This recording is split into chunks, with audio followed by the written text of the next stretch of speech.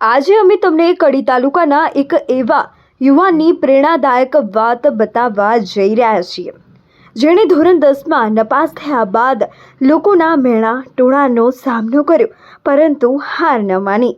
આ 17 વર્ષીય કિશોરે માત્ર 7,000ના ખર્ચે થર્મોકોલમાંથી એક ઉડતું વિમાન બનાવીને સૌને ચોંકાવી દીધા છે.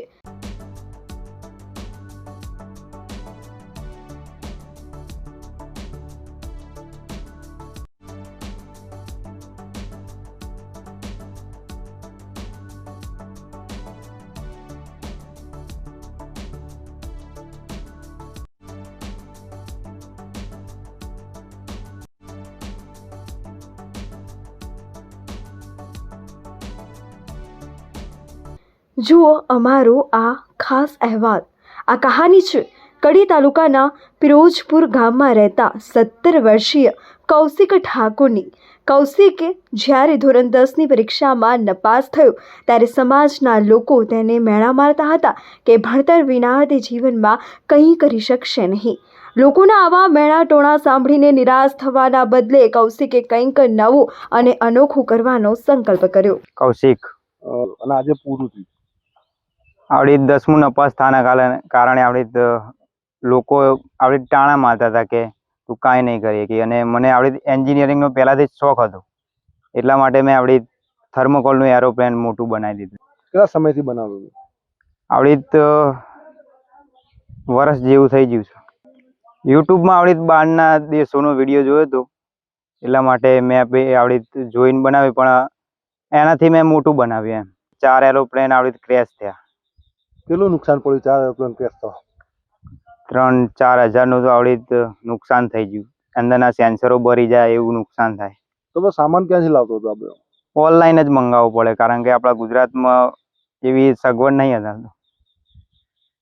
બીજું આ વસ્તુ કેટલા પૈસાનું આ બન્યું પ્લાન? બધું થઈને તો શું વપરાયા સાધનો? 15-17 હજાર કાંક એવું થયું. શું સાધનો શું વપરાયા? ઇન્સ્ટ્રુમેન્ટ શું વપરાયા? ડ્રોનની વસ્તુ જ આવડી, લીપો બેટરી, મોટર, સેન્સર અંદરના એવું. આપણે જે પ્લેન બનાવ્યું કેટલા ફૂટ ઊંચું ઉડન, કેટલું લેન્થમાં, કેટલી લંબાઈમાં જતું હતું?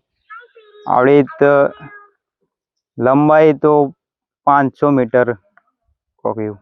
અને ઊંચું કેટલું હતું? ઊંચું હવે હજુ લઈ ગયો નહીં, બહુ આવડી 200 મીટર જ લઈ ગયેલું. તને તારી શું ઈચ્છા, આગળની શું ઈચ્છા? આવડી એન્જિનિયરિંગ કરવું, એન્જિનિયર આવડી શોધો કરવીને આવડી તો અલગ અલગ વસ્તુઓ બનાવી. એમ સરકાર પાસે તારી શું અપેક્ષા? સરકાર સપોર્ટ કરે તો આનાથી વધારે મોટું હું કરી શકું. એમ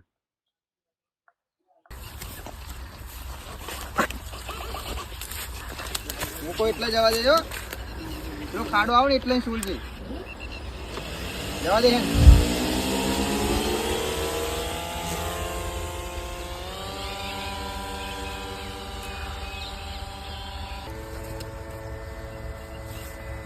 બલૂન જોઈ શકો છો અમારું?